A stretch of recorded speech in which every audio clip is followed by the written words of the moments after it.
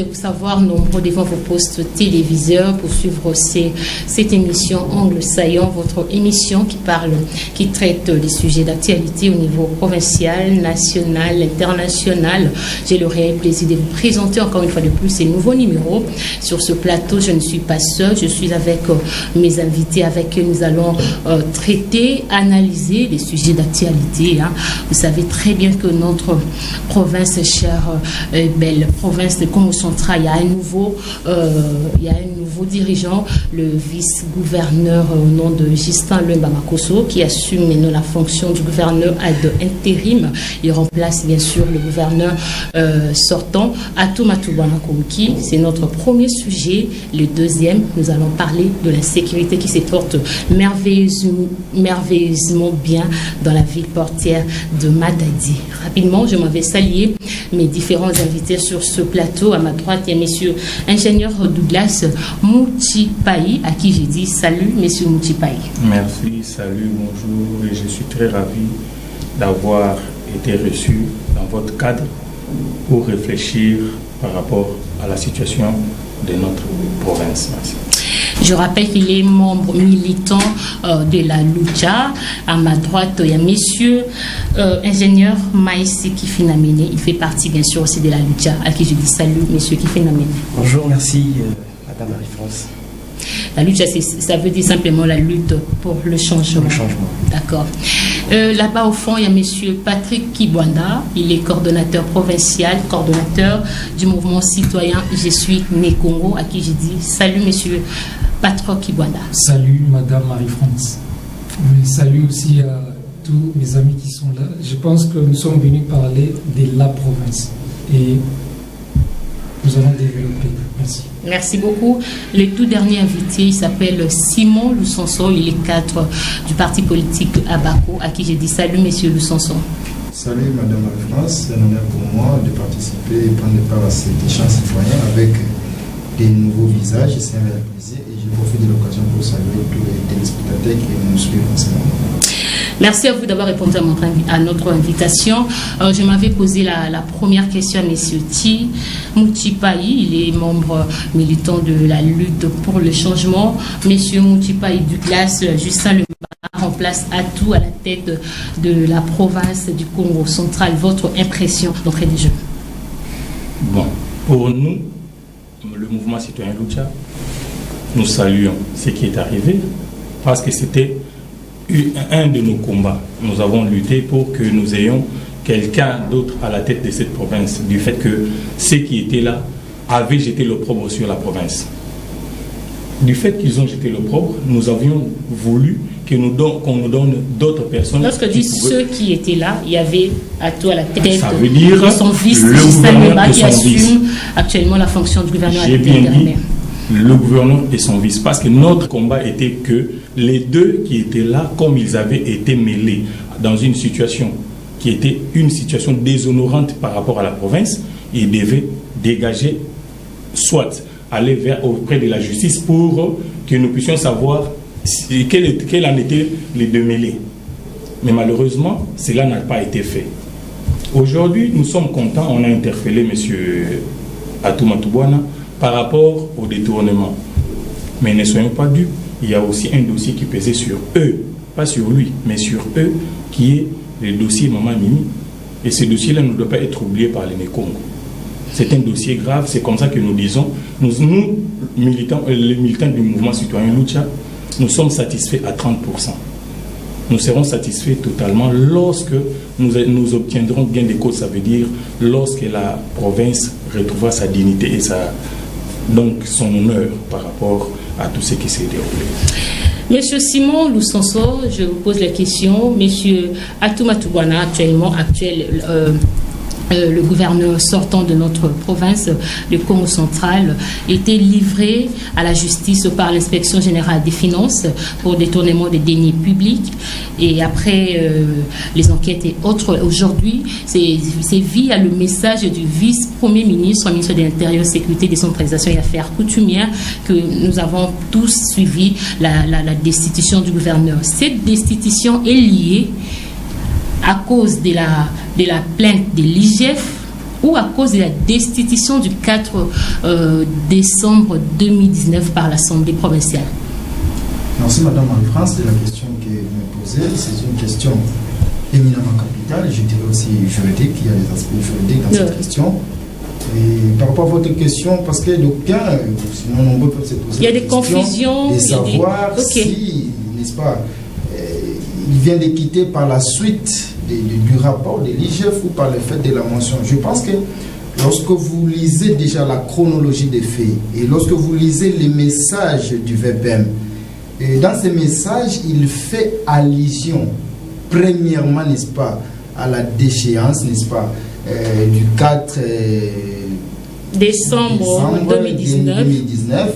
Et ensuite, n'est-ce pas, la Cour constitutionnelle, à travers son arrêt R11 1171, qui avait constaté la déchéance du gouverneur Atou Matubwana. Cela veut dire quoi? La loi voudrait que la Constitution, bien sûr, lorsqu'il y a une motion de défiance contre les gouverneurs, et le gouvernement provincial est réputé démissionnaire, et dans les temps qui suivent, dans le V4, le gouverneur doit présenter sa démission sur la table du président de la République. Malheureusement, tel n'a pas été le cas. Voilà là où moi j'ai toujours reproché, là où le gouverneur avait fauché.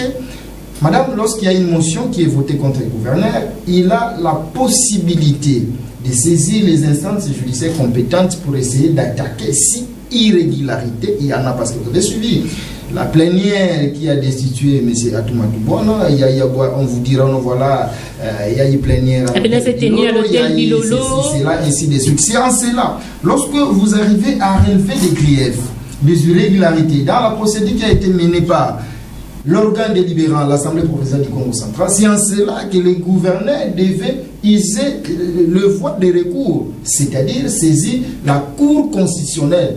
Et si jamais la Cour arriverait à constater ces éventuelles irrégularités qui seraient soulevées en ce moment par le gouverneur Atou Matubwana, c'est en ce moment, monsieur le gouverneur pourrait être réhabilité. C'est le cas qui est passé, je crois, à l'Équateur, où le gouverneur a été déchu, il a saisi les instances judiciaires et finalement il a été réhabilité. Malheureusement, monsieur Atou Matubwana a oublié qu'il fallait suivre cette voie. Voilà ce qu'il a fait. Il a des conseillers juridiques, monsieur là. Évidemment, il a des conseillers, des éminents juristes que je connais, j'ai de l'estime envers eux, mais vous savez, nous les juristes, nous disons que les droits, c'est une grande forêt. Parce que vous savez, au lieu d'emprunter la voie que moi je trouve idéal, la voie que je viens de vous indiquer ici, mais il a préféré saisir les instances pénales pour attaquer ou obtenir, n'est-ce pas, la destruction du procès verbal qui avait été établi à l'issue de la plénière l'ayant destitué. Alors que, devant les évidences, cette motion a demeuré, et cette motion a produit ses effets, et l'Assemblée provinciale, par l'entremise de son président, à l'époque, l'honorable président Matousila, a saisi la Cour constitutionnelle afin que celle-ci puisse interpréter l'article 147 de la Constitution. Parce que cette disposition dit, lorsque vous êtes déchu et dans les heures qui suivent, vous devez présenter votre démission. Tel n'a pas été le cas pour M. Atou Matubwana. C'est pourquoi l'Assemblée s'est indignée en disant, mais comment? Celui-ci a été déchu de ses fonctions, mais il continue à exercer ses fonctions illégalement. Alors, je vais saisir l'instance habilitée pour qu'ils nous disent qu'est-ce qui se passe. Est-ce que c'est un cas exceptionnel où Atou Matubwana ne peut pas rendre son tablier? Et la Cour constitutionnelle, dans son arrêt, et c'est un arrêt qui est connu de tous en disant, et a constaté cela, la Cour avait dit, mais c'est Atou Matubwana, du moment où il n'a jamais attaqué cette motion, il devait présenter sa démission sur la table du président de la République. Mais il est resté au pouvoir pendant longtemps, moi je l'ai dit, par l'effet du prince. Pourquoi je l'ai dit? S'il était là, c'est parce qu'il était soutenu par la hiérarchie au niveau de Kinshasa. C'est par l'effet du prince que M. Atou Matubwana était là. Et je le disais, je ne cachais pas ma langue en disant, il était là comme un gouverneur de fait, parce qu'il y a des gens qui se disaient, non, voilà cette histoire, il faut oublier parce que M. Atou Matubwana est là. Mais je le disais en tant que juriste que c'était un gouverneur de fait. Et reste des gens, vous avez suivi le VPM de l'Intérieur, qui est aussi avocat comme moi, c'est un confrère. Maître Daniel Assilo. Maître Daniel, qui a fustigé parce qu'il s'est dit, même lui s'étonnait comment Atou Matubwana continuait à exercer les fonctions de gouverneur aussi longtemps qu'il avait été déchu, au moment où il n'a jamais exercé un recours pour attaquer cette déchéance. Par là, vous voulez souligner les compétences de son conseiller politique, monsieur je me réserve, je ne dis pas l'incompétence de son conseiller politique. Vous savez, le gouverneur a tout un cabinet. non seulement les conseillers politiques, il y a des conseillers juridiques, il y a des conseillers politiques, donc c'est tout un arsenal qui est là. Et donc, comme je vous dis, après la motion, moi je crie que M. Atouma Toubouane était en train de dormir sur son oreiller. Et après les délais, ayant constaté que les délais pour saisir la Cour constitutionnelle afin d'attaquer cette motion, il s'est dit non, voilà, il est déjà tard. De peur que son action soit décrétée irrécevable pour forclusion sur le plan des droits, c'est pourquoi il s'est dit non, il faut contourner les mécanismes judiciaires pour saisir le juge pénal. C'est pourquoi vous avez vu, on a, n'est-ce pas, il a obtenu la destruction du procès verbal. Il se disait, puisqu'il n'y a plus de procès verbal et que rien ne pouvait contraindre M. Atouma Toubouane à pouvoir présenter sa démission sur la table du président de la République. Et donc c'est pour dire, aujourd'hui son départ, cela n'est pas dit par le fait de l'IGF, mais plutôt par sa déchéance au niveau de l'Assemblée provinciale, cette déchéance constatée par la Cour constitutionnelle. Et je voudrais dire, lorsque vous lisez la Constitution que j'ai entre mes mains, lorsque vous lisez l'article 168 de la Constitution dit ceci: les arrêts de la Cour constitutionnelle sont exécutoires et ne sont susceptibles d'aucun recours.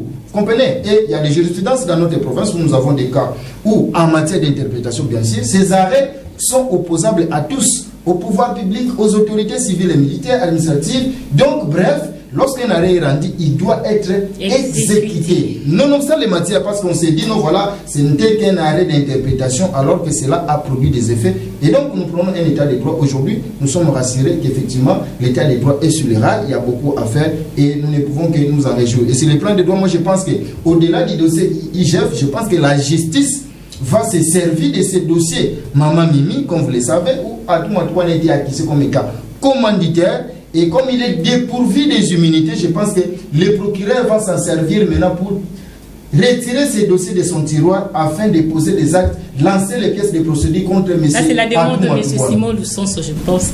M. Patrick Kibwanda, M. Atouma Toubouane n'est plus à la tête de notre province, de la province du Congo central. Votre réaction? Ouais, merci madame. Ma réaction, c'est que je viens de suivre ce que maître Simon Lusonso a dit, et je venais aussi de suivre ce que mon frère l'ingénieur Mouchipai a parlé. Donc nous sommes toujours en train de connaître un moment dans notre province où les choses qui se faisaient très mal avant commence à prendre la forme. Atouma Toubouane, on vient de le dire, par rapport à l'arrêt de la Cour constitutionnelle sur sa déchéance du 4 décembre 2019, il n'a pas voulu attaquer la justice, attaquer la décision de sa déchéance pour qu'il trouve gain de cause. Mais lui, il s'est endormi avec ses éminents conseillers qui sont aussi ici dans la province, pour faire des désordres. Bon, je vais un peu rappeler les gens concernant la délocalisation de la plénière qui avait fait que Atouma Toubouane soit déchu. Le président Matousila avait présenté le règlement intérieur de l'Assemblée provinciale, où il y a un article dedans qui dit que lorsque le siège de l'Assemblée provinciale est attaqué, où les députés se sentent en insécurité, la plénière peut être délocalisée. Alors, prendre la raison des Bilolo, etc., qui a fait qu'Atou puisse rester au pouvoir comme un prince, ça n'a même pas rapport avec tout ce qui s'était passé à Bilolo. Mais maintenant, là, ceux qui pensent, comme a dit Maître Simon, que Atouma Toubouane aujourd'hui n'est pas au pouvoir parce que l'IGF, non, le dossier de l'IGF n'est pas encore là. Il y a d'autres dossiers aussi qui vont suivre Atouma Toubouane après que nous passions le pouvoir, après qu'il passe le pouvoir demain à monsieur Justin Louemba. Et vous aurez, il y a d'autres charges qui pèseront sur lui, qui feront que Atouma Toubouane puisse répondre à ses actes. Et ces conseillers-là, d'autres déjà sont. Moi, je pense que certaines sources, excusez-moi de vous interrompre, certaines sources estiment qu'il y a le VPM. À l'époque, Gilbert Kakondé, c'est lui qui soutenait M. Atumatu Bwana. Le VPM, il est du parti politique cher à M. Kabout, de l'UDPS. Toi, si tu fais partie de ce parti politique, qu'est-ce que tu peux dire? Regardez toutes ces choses. L'UDPS était derrière Atumatu Bwana parce que le maître Daniel Asselo a dit Atumatu Bwana dirigeait la province dans toute irrégularité. Vous m'avez invité sur votre plateau, vous êtes journaliste. Oui. Mais lorsque vous me dites qu'il y a des sources, c'est que des sources sûres. Vous devriez m'affirmer ces sources et moi je dirais que si réellement Kankonde, parce que moi je n'ai pas eu à parler avec Kankonde, je ne sais pas les deals qu'il avait avec Atumatu Bwana, mais les deals entre Kankonde et Matubwana n'a aucun rapport avec le droit. S'il fallait dire le droit, à cette époque-là, nous avons vu le procureur général après la Cour constitutionnelle, récemment nommé par le président de la République, il avait déjà adressé une lettre à Atumatu Bwana de présenter sa démission. Et tout ce temps passé, avec toutes les manœuvres de M. Kankonde que vous citez là, ça n'a rien à voir avec ce que moi je veux parler maintenant. Ce que moi je veux parler, c'est que la décision de la Cour constitutionnelle, l'arrêt R-Const 1171, rendu par la Cour constitutionnelle, est respecté et nous vivons l'époque après post-Atout. Attendons maintenant ce qui va se passer après Atout et nous allons voir ce que la justice va faire. Merci. Monsieur Maïs Kifinamini, à vous la parole. Vous Merci. avez tout suivi. Merci, bien que j'ai eu la parole en dernier. Voilà, moi j'aimerais m'atteler d'abord sur la chronologie de faits. Je crois que tout le monde sait pertinemment bien que la lucha a été le premier mouvement à sortir dans la rue pour exiger la démission du ticket Atumatu Bwana et Justin Bleu. Ceux qui ont de la connexion internet peuvent vérifier ça sur YouTube. C'était le 28 août 2019, soit 3 jours après le fameux scandale. Je me rappelle, c'était un mercredi. À l'issue de cette marche, d'ailleurs, moi, je me suis retrouvé à l'hôpital. Notre revendication était simple. C'est que deux grandes autorités de la province ont été mêlées à un complot. Et ce complot-là a abouti à une honte inimaginable. Nous, en tant que citoyens, la lucha est d'abord, avant tout, un mouvement citoyen. Et le citoyen, c'est quelqu'un qui réfléchit éthique, qui réfléchit morale, qui réfléchit valeur. Nous avons des valeurs et des principes que nous défendons, que nous prenons. Et c'est sûr, et ce sont ces valeurs-là qui fondent même les piliers de notre mouvement. Nous avons dit, il est hors de question de laisser passer cette affaire. Il faudrait que ces deux personnes-là présentent leur démission, ne serait-ce que par honneur. Après 2-3 manifestations, on a vu que d'autres mouvements nous ont rejoints dans cette lutte. C'est vrai que chacun venait dans cette lutte avec son objectif. Il y a par exemple les partis politiques qui venaient, voilà, où on a vu certains ressortissants de X ou Y tribus pour dire voilà, nous sommes de telles tribus, il y a notre frère qui a été lésé, on vient vous soutenir pour qu'à tout parte. Bon, c'était nous dans la lutte, on les appelait des alliés des circonstances. On ne pouvait pas refuser ces coups de pouce, mais nous on avait un objectif précis. C'était celui de nettoyer cette saleté-là. Après un bon bout de temps, au moins notre sonnette d'alarme a été entendue. La justice a demandé à l'Assemblée provinciale de livrer Atumatu Bwana, c'est-à-dire de lever les immunités parlementaires. À notre plus grand étonnement, on a remarqué que l'Assemblée provinciale, dupée par je ne sais quoi, avait refusé de livrer Atumatu Bwana. Nous avons dit ce soir d'abord les actions contre Atumatu Bwana pour nous focaliser vers l'Assemblée provinciale. Nous avons lancé la campagne que les députés médiocres dégagent. Tout le monde connaît ça. À l'époque, l'honorable Nimi Malonda Valérie P. à son âme avait même fait arrêter un des nôtres, mais c'est Fabrice Loutete qui s'était fait arrêter pour avoir participé à cette campagne-là. Après cette campagne a donné des résultats. L'Assemblée provinciale s'est ressaisie. Vous avez vu que le 4 décembre, ils ont voté cette fameuse motion qui a conduit à la déchéance de M. Atumatu Bwana. Tout le monde a vu ce qu'il y a eu, Bilolo et tout ça. Tout ça parce que l'Assemblée provinciale savait qu'il avait un lourd fardeau derrière lui. C'est vrai qu'il y avait des gens de pro-Matubwana qui avaient formaté un truc d'insécurité dans l'hémicycle pour perturber les choses. Mais les autorités de l'Assemblée provinciale à l'époque savaient que cette affaire devrait trouver gain de cause ces jours-là. C'est pourquoi ils avaient délocalisé la plénière vers Bilolo en évoquant bien évidemment un article de leur règlement d'ordre intérieur. Après cette déchéance, Atou Matubwana s'est quand même accroché au pouvoir parce qu'il savait qu'il avait certains députés à sa guise, il pouvait les manipuler comme il le voulait, comme vous savez, nous le savons tous. La façon de travailler de nos députés provinciaux, ça c'est un secret des polichinelles qui sont là aux affaires juste pour comme on dit, des copes. Maf et tout ça, c'est faire de l'argent. C'est ce qui a entêté, une fois de plus, M. Atou Matubwana pour demeurer au pouvoir, malgré... Donc pour lui, cette destitution-là, ça ne lui disait absolument rien. Il fallait mener ces combats encore plus loin. Mais malheureusement, une fois encore, on a été buté devant des parapluies au niveau de Kinshasa. Le ministre de l'Intérieur, qui je cite, M. Gilbert Kankone, je cite M. Eberhard, qui est aujourd'hui ministre du numérique, qui nous a sorti un truc du genre dialogue et tout ça.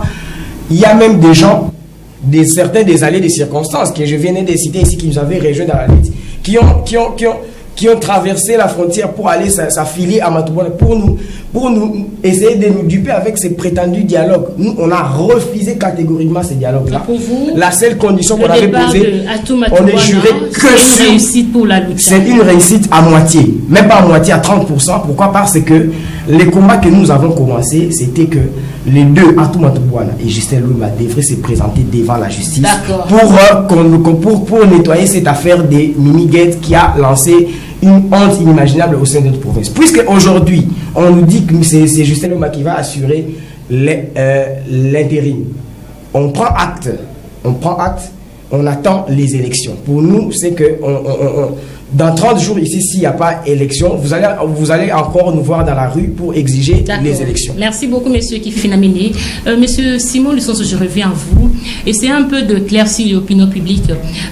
Quelle différence y a-t-il entre la motion de défiance et la motion de censure? Pourquoi? Parce que certaines personnes estiment que Justin Lwemba ne peut pas faire l'intérim parce qu'il fait partie de cette motion.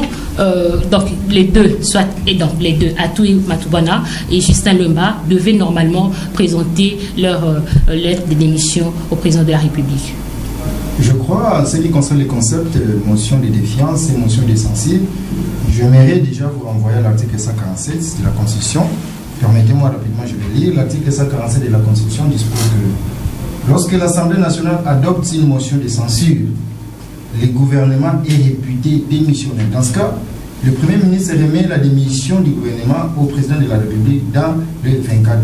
Lorsqu'une motion de défiance contre un membre du gouvernement est adoptée, celui-ci est réputé démissionnaire. Donc, en fait, il y a la motion de défiance et la motion. En fait, la défiance, c'est aussi la censure.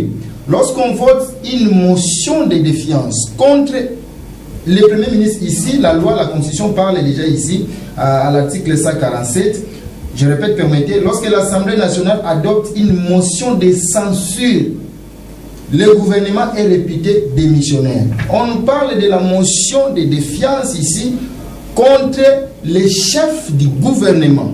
Ici, au niveau national, on vise les premiers ministres. Et lorsque cette motion est votée de censure ou de défiance, parce que ce sont des termes synonymes, comprenez, lorsque pour les chefs de l'exécutif, c'est en ce moment-là qu'on parle de la motion de défiance, ou même de censure, parce que la conséquence de la motion de défiance, c'est de censurer. Donc ce sont des concepts synonymes.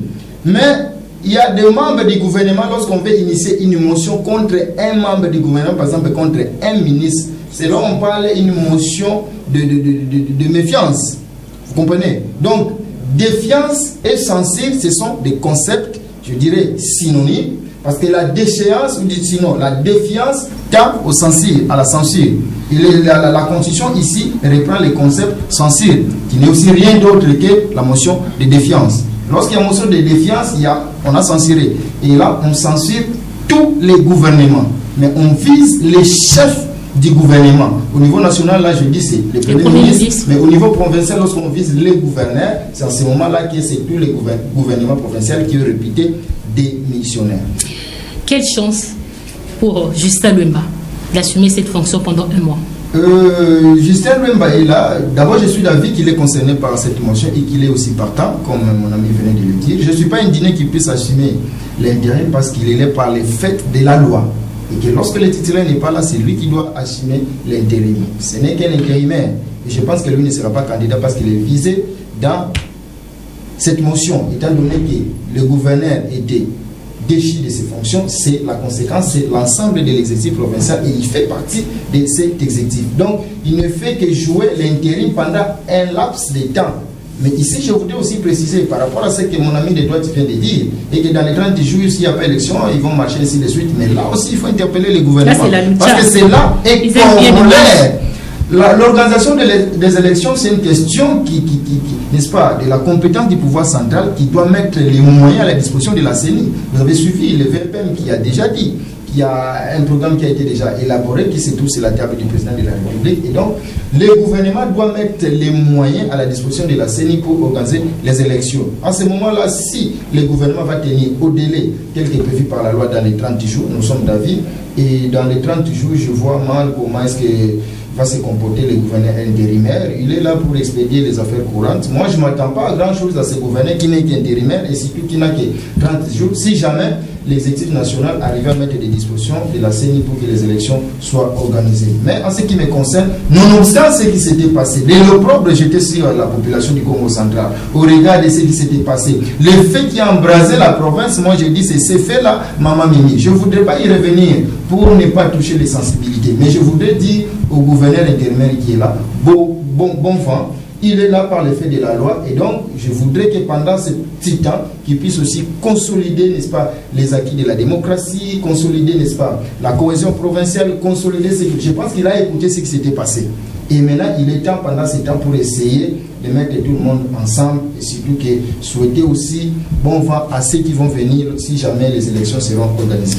Monsieur Douglas Moutipayi, un mot à tous ceux-là qui pensent que le système de Atout doit être mis à l'écart au plus vite que possible. Bon, si nous disons système Atout, nous devons être aussi logiques. Si le système Atout doit nécessairement inclure son vice-gouverneur, parce que le système Atout incluait le vice-gouverneur. Il ne faut pas que nous puissions parler de... Si nous voulons écarter le système Atout, nous devons écarter tout son exécutif. Moi, ici, je voudrais dire une chose. Bon, je souhaite bon vent au vice-gouverneur, au gouverneur intérimaire, pour ne pas dire vice-gouverneur, au gouverneur intérimaire. Je savais Makoso. Oui. Bon, j'étais son nom, mais au moins j'ai cité ce que je peux dire. Je lui souhaite bon vent, mais j'ai toujours dit qu'il avait raté une occasion. C'était laquelle? L'occasion de présenter des excuses à tout Nékongo, de passer dans les médias, de présenter des excuses par rapport à l'acte qui a été posé. Parce qu'il faut savoir qu'il est écrit, nos aïeux nous disent que nous ne pouvons pas voir la nudité de nos parents. Le gouverneur, s'il vous plaît, je suis en train de dire que, c'est pourquoi j'ai dit, c'est le passé. Il a commis cette erreur de n'avoir pas peut-être pris cette opportunité de nous présenter les excuses. Actuellement, ça nous aurait... Mais aujourd'hui, c'est pourquoi j'ai dit je lui souhaite bon vent et je souhaiterais que dans la mesure du possible, qu'il fasse ce qu'il peut et qu'il fasse au moins pour que cette image-là s'efface de nos têtes. Ça veut dire qu'il fasse mieux que ce que nous avions vécu pendant l'époque de M. Atou Matoubuana, qu'il nous fasse un travail qui pourrait nous rappeler sa personne au lieu de nous rappeler cette image. Non, ça c'est déjà passé. M. Maïs qui finit amené un mot par rapport à notre par rapport au nouveau patron numéro 1 de la province du Congo central. Moi je m'abstiens de tout commentaire dans ce sens-là.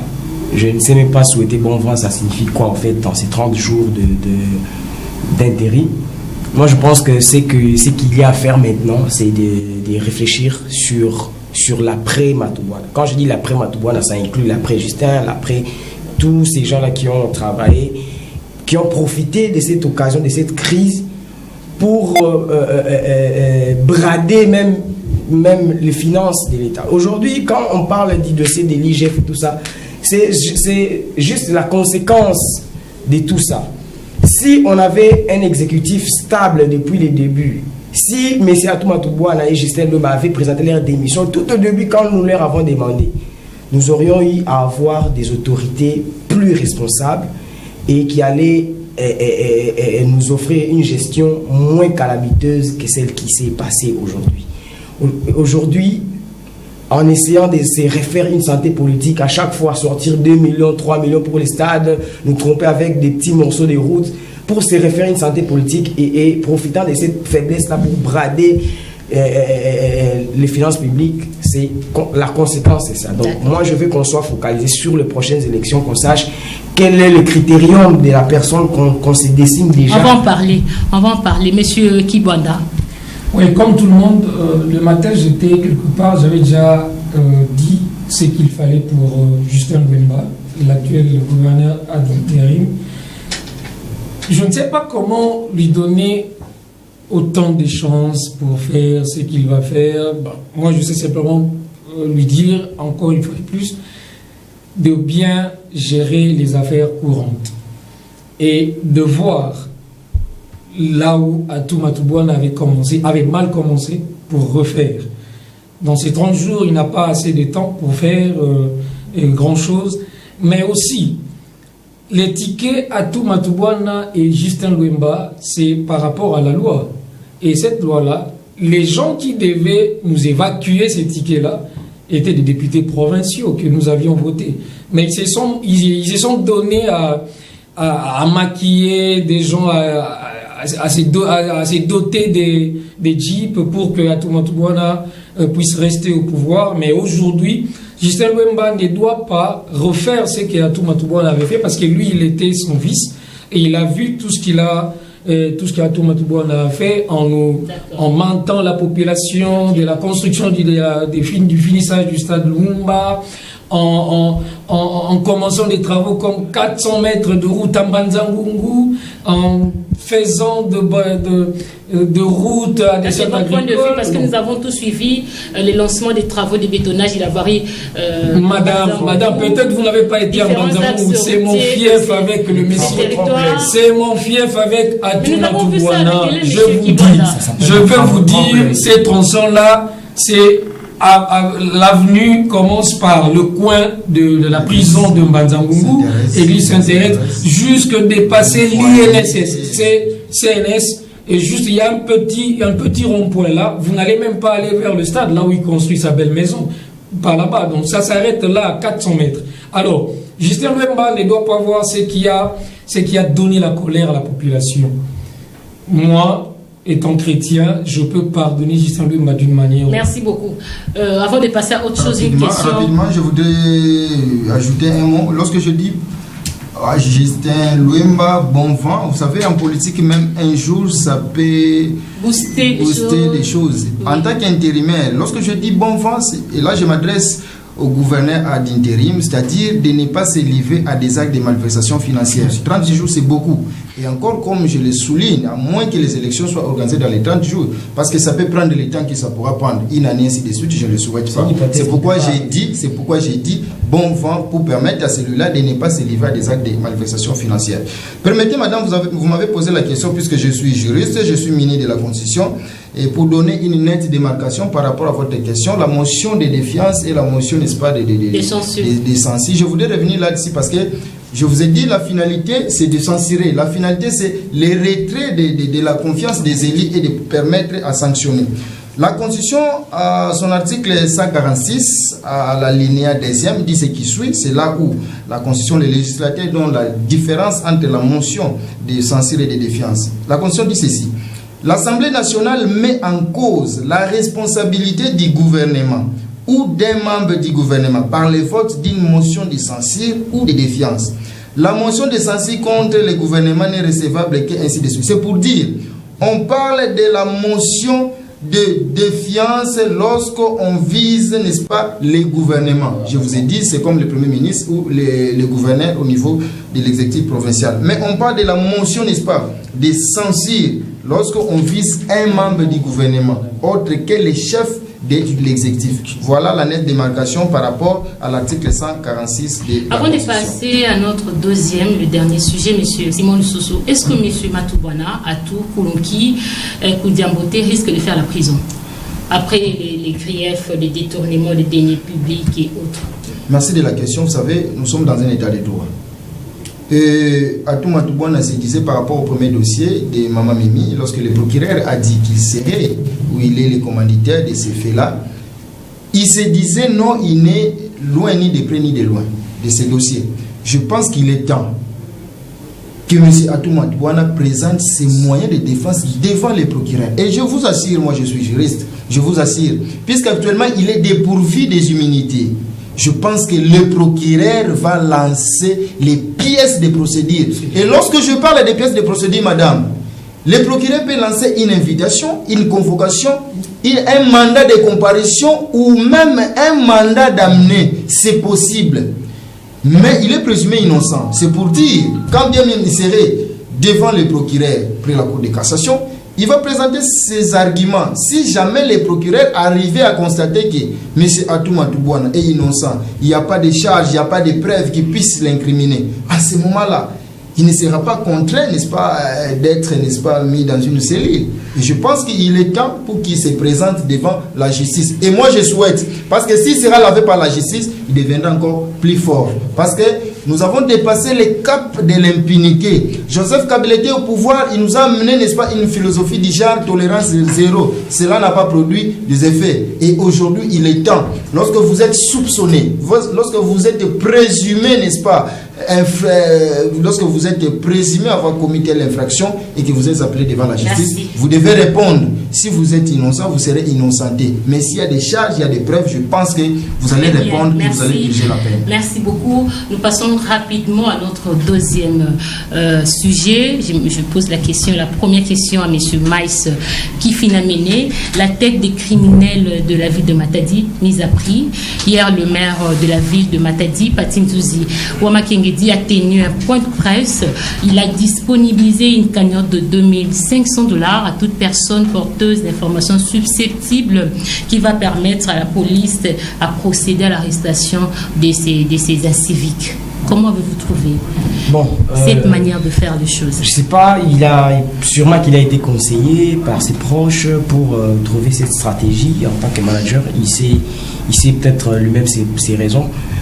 Mais moi, je trouve ça un peu contradictoire dans la mesure où il y a souvent certains problèmes liés à l'insécurité où on sort comme argument que, par exemple, la police est moins équipée par manque de moyens. La police manque, par exemple, un moteur. Et logistique, voilà. Et autres. Je me dis,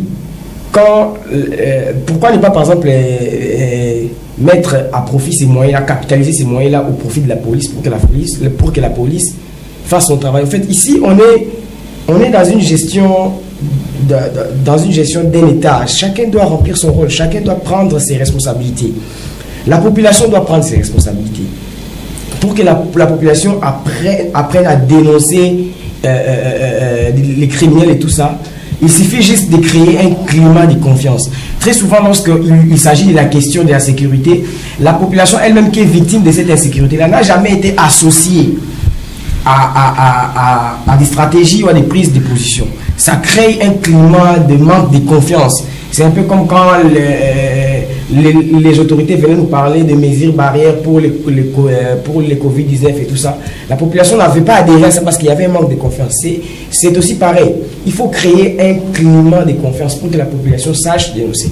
Mais quand on dénonce une personne aujourd'hui dans un quartier, il est arrêté. 2 jours après, on le voit sortir et il vient se venger contre les personnes. Vous voyez, ça frise un peu.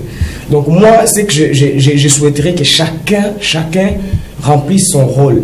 Chacun prenne ses responsabilités.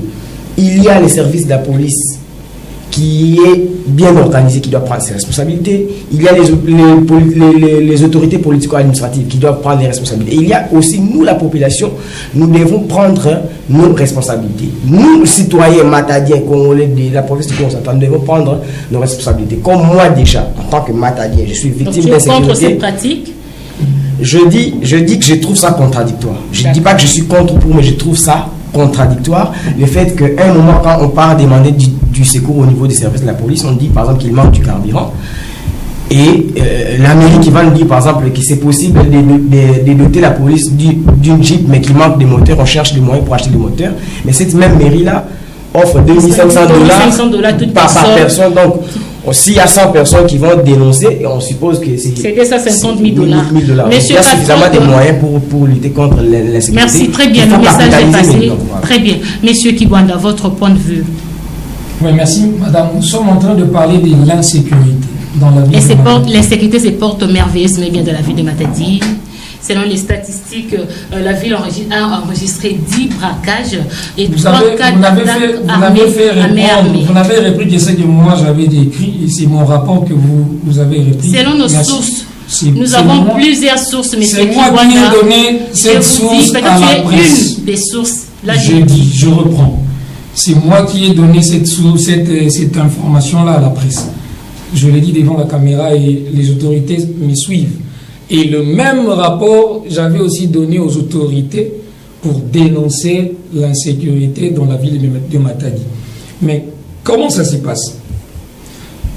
Nous avons rencontré les autorités pour parler de l'insécurité. Bien, il faut que nous tous nous prenions en charge. Population, autorités, etc. Toutes les couches. Alors, pour que la police intervienne à Matadi, parce que Matadi, on nous a donné des raisons, il y a peu d'éléments à Matadi. Nous avons demandé, pour que la police intervienne à Matadi, on nous a dit ceci. Il faudrait que le gouverneur écrive donc un réquisitoire, mettre un réquisitoire au numéro 1 de l'armée, au Congo central. C'est lui qui va donner l'ordre à ces éléments et déployer ces éléments dans des villes où il y a l'insécurité. On ne s'était pas arrêté là-bas, on a posé la question de savoir, maintenant à Matadi, qu'est-ce qui ne va pas? Mais il y a déjà des choses qu'on ne peut pas dire ici à la télé, parce que ça peut vraiment montrer l'incapacité, je dirais l'incapacité de nos autorités du côté de la police. Parce que là, je l'ai dit, parce qu'il y a d'autres choses qui se passent ici à Matadi. Peut-être les gens qui voient des choses un peu en leur manière pourront ignorer certaines choses, mais nous avons suggéré à ce que le maire de la ville et la population puissent se mettre sur une même table et parler concernant cette insécurité, parce qu'il y a ces cas-là que vous dites, que j'avais montré au maire de la ville et à certaines autorités. Ça détruise, ça frustre la population qui est censée faire confiance à ceux-là qui sont autorités, donc qui gèrent la ville de Matadi. Alors, madame, je prends par exemple un cas. Rapidement. Oui, je prends un cas. Nzanza, par exemple. Nous prenons Nzanza. Nzanza, avec cet grand quartier, mais Nzanza n'a que 5, on les appelle comment, des souciettes. 5 souciettes, avec 5 armes. 3 ne fonctionnent pas, il n'y a que 2 qui fonctionnent. Vous voulez que ces armes, ces policiers-là, défendent comment dans la commune de Nzanza? À Matadi, il n'y a pas plus de 100 policiers, il n'y a pas plus de 5 armes. On questionne un policier qui nous dit que pendant qu'il se trouvait là où il y avait braquage, il ne savait pas comment se défendre parce que son arme ne fonctionne pas. Vous voulez que qui dote maintenant là les armes aux policiers? Deuxième chose, le commissaire provincial de la police, lorsqu'il est ici au Congo central, il est censé connaître l'armement qu'il y a dans sa juridiction pour bien contrôler aussi les éléments. Dites-moi, madame, au Congo central, je ne sais pas, il y a des amis qui sont là. Le Congo central, c'est la seule province où il n'y a pas 4 armes non contrôlées chez les civils. Je l'ai dit parce que moi, j'ai fait toute la province du Congo central.